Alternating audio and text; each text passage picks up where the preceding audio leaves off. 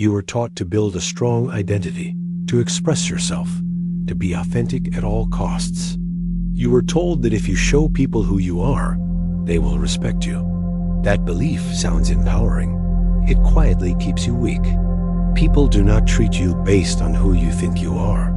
They treat you based on what you signal under pressure. Most people's identity is a collection of needs. When you perform it, you leak need. Others register it and respond accordingly. You were taught to chase confidence through self-esteem, to add more labels and stories until you feel like someone. The truth is simpler and colder. Respect in real life emerges from what you can walk away from, what you do not negotiate, and what you can endure without seeking comfort. Signals of need invite management. Signals of stability invite respect. If your identity depends on recognition, you will keep training people to treat you like a beggar who asks for it. There is a reset that cuts through this. Call it a 30-day ego death. Not spiritual theatrics, not trauma cosplay. A plain decision to suspend the performance of who you think you are, to suspend the chase for being seen, and to let your nervous system experience social life without the safety of validation. For 30 days, you act without broadcasting, you endure without narrating, and you let outcomes speak without arguments.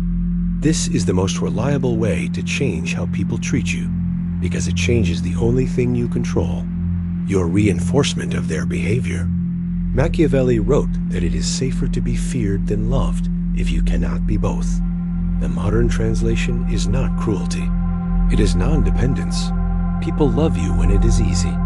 People respect you when your behavior does not shift to buy their approval.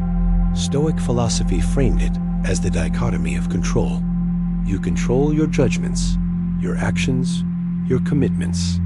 You do not control other people's reactions. The moment you act like you do, you become manipulable. The moment you stop acting like you do, you become expensive to move. A culture trained you to seek safety and elaboration. You explain yourself. You justify your choices. You signal how much you care. You think it buys understanding. It usually buys leverage against you. In psychology, there is a principle called operant conditioning. Behavior that gets reinforced repeats. Behavior that gets no reward fades. When you reward people with your energy, your attention, and your availability, while they give you indifference or disrespect, you teach them that you are cheaper than your boundaries. They will not say thank you. They will just expect more. When your identity is hooked on being the person who cares, you will pay that tax forever. The first layer of ego death is awareness. You see the loop. You feel the impulse to announce your worth, and you do nothing. You feel the urge to correct someone's perception, and you let it sit. You notice how often you narrate your internal state for sympathy. You stop. You do not punish anyone. You end the subsidy. You stop reinforcing behavior that devalues you by withdrawing the only currency that matters in social life: attention, effort, presence. The second layer is control. You train your nervous system to tolerate the sensation of not being seen. That discomfort is the real chain. Neurologically, your brain runs a prediction engine. It expects certain signals of acceptance. If those do not arrive, your amygdala fires and your body tries to close the gap. You rush to reply. You over-explain. You soften a boundary. The 30-day practice interrupts that reflex. You let the urge crest and fall without acting on it. Over time, your baseline shifts. The false emergency of being misunderstood dissolves. Polyvagal theory speaks to this. When your system recognizes that silence is not a threat, your face and voice broadcast safety and authority. People register that reliability unconsciously. They adjust. The third layer is mastery. You become careful with what you owe and what you do not owe. You stop offering your time as a preemptive apology for existing. You do not compete for attention. You do not fight to be liked. You decide what you admire in yourself privately. You live it consistently. You allow results to build an obvious pattern that even your critics recognize. You refuse to decorate reality with self-flattering language. When someone treats you as a tool, you do not perform outrage. You shrink access. When someone keeps a promise, you remember. You increase access. This quiet calibration is not a tactic. It is the end of need as a strategy. Counterintuitive truth. The fastest way to be treated as valuable is to stop trying to be treated as valuable. In evolutionary terms, value signals come from costly behavior. When you can tolerate boredom without entertainment, when you can hold a pause in conversation without filling it, when you can decline a low-value invitation without justification, you are signaling surplus. You are showing that you have internal supply. People move toward supply. They move away from demand. It is not romantic. It is biology. You will be told that this is cold. It is not. It is fair. You are aligning reinforcement with reality. You are ending the gap between what you say you are and what your actions pay for. The ego hates this because it loses its favorite trick: excuses. The identity that lives on attention cannot survive 30 days without feeding. That is the point. You are not killing your humanity. You are removing the performative layer that negotiates for special treatment. History rewards the ones who do not sell themselves cheaply. Marcus Aurelius wrote often about avoiding theater. He ran an empire with fewer words than most people use to manage a group chat. He understood that the more you show appetite, the more the world puts you on a leash. Avoiding theater is not silence for its own sake. It is the discipline to speak when it matters and to let silence do the rest. In negotiation research, they call it the power of the pause. People hate empty space. They fill it with concessions, explanations, and admissions. When you are comfortable in that space, you create gravity. Gravity changes orbits. Orbits change behavior. Most advice tells you to add routines and affirmations. Add statements of self-worth. The 30-day ego death is subtractive. You remove displays that teach others to manage you. You remove the urge to fix someone else's view of you. You remove identity tags that give you excuses. You remove your habit of promising more than you can deliver to buy affection. Your life will get quieter. Then it will get easier. Then it will get respected.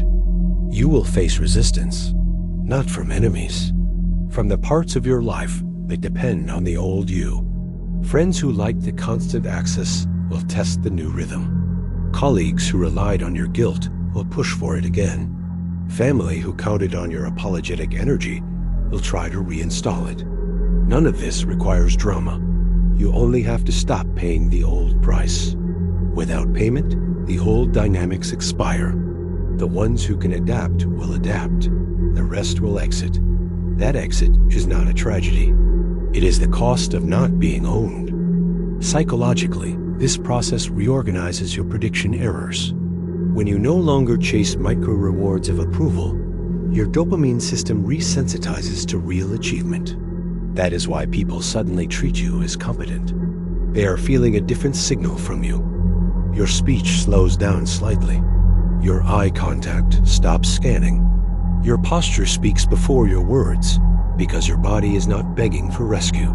Humans are sensitive to these cues. Mirror neurons align to the most stable presence in a group. If that stability comes from you, you become a reference point. People negotiate with reference points. You are not trying to become intimidating. Intimidation is another form of need. It is the need to dominate because you cannot tolerate being ignored. What you are building is indifference to noise. That indifference frees you to act on principle. Deci and Ryan called it self-determination, autonomy, competence, relatedness. Most people chase relatedness at the cost of autonomy, then complain about the loss of competence. The 30-day ego death reverses that order. You secure autonomy first. You earn competence through consistent action. Relatedness then becomes selective and clean. Some will accuse you of playing games. You are not. You are refusing to play the oldest game in the social world. the game of trading truth for inclusion. Stoics refused that deal. Machiavelli advised princes to avoid it. Modern psychology warns about it under the name self-deception. Robert Trivers describes self-deception as a tool to deceive others more efficiently. You lie to yourself so you can better sell the lie. The ego that lives on display is always halfway in that process. Killing it, even temporarily, strips away the lies you tell yourself to stay liked. What is left is less delicate and more useful. Here is what changes as the days pass. You stop narrating your work while you work. People see more output, fewer updates. You stop advertising your boundaries. You just live them. People see consistency, not lectures. You stop performing outrage at minor slights, which makes the serious lines clearer and more enforceable. People learn where the real edges are. You stop apologizing for needs that are normal. You stop asking permission to take space that is yours. The outside world begins to read you accurately. The gap between your self-concept and your public pattern closes. There is a difficult piece that almost no one will tell you. If you do this correctly, your social circle will contract before it expands. The people who only understood the performing, you will see less to latch onto. That vacuum feels like loss. It is not. It is the removal of noise. In finance, removing low-quality assets from a portfolio can temporarily lower total numbers while raising the quality and future yield. That is how this works with people. After the contraction, you attract stronger alignments, not because you demanded them, because your behavior filtered for them. There is no hacking of biology here, no neuro-linguistic tricks, no special phrasing. The human animal respects stable baselines. The baseline you set in these 30 days is simple. You will not rush to avoid discomfort. You will not argue for your worth. You will not advertise your intentions. You will not make threats. You will not crowd your speech with disclaimers. You will not confuse niceness with respect. You will be clear, brief, and willing to endure silence. That combination is rare. Rarity creates immediate contrast. Contrast recalibrates how the world selects you. Do not confuse this with apathy. Apathy is a collapse in values. Ego death is a collapse in theatrics. You will still care deeply about outcomes. You will care in a way that does not leak fear. When you say yes, it is because you mean it. When you say no, it is because it is correct. When you do not know, you will say that. The lack of performance makes people comfortable or uncomfortable, depending on their relationship to truth. The right ones will move closer. The wrong ones will self-select out. Be careful with one trap. Pride in the new pattern is the ego in a new outfit. You do not need to announce that you are different. The moment you start collecting points for being stoic, you are back to seeking applause. Keep the practice quiet. Keep the wins unadvertised. Let others deduce them. Authority built this way is more durable because it does not depend on testimonials in your own voice. If you need a reason beyond respect, use this. Your time horizon stretches when your identity shrinks. People who chase validation live minute to minute. People who can sit through emptiness without panicking and think in months and years. Strategy requires that space. Short horizons create frantic moves. Long horizons create leverage. Leverage changes outcomes without thrashing your nervous system. You will look calm because you are no longer borrowing tomorrow's energy to fund today's attention addiction. Most will not do this. They will hear these words, nod, and go back to feeding their image. They will ask how to get others to change first. That question gives them away. They are not ready. You do not need to be most people. Your advantage is built in silence, in plain sight, without hashtags or declarations. Every day you do not perform, you starve the identity that made you easy to manage. Every day you let someone misunderstand you without panic, you reclaim signal from noise. Every day you stop rewarding casual disrespect, you teach the world how to approach you. By day 30, the faces around you will look familiar, but the dynamic will not. Some people will speak to you with a new care. Others will stop speaking unless they have substance. Meetings will be shorter. Requests will be clearer. Invitations will be fewer and higher quality. You did not win a lottery. You removed the discount sign you kept hanging on yourself. The quality of your interactions is a function of the price you set through your behavior.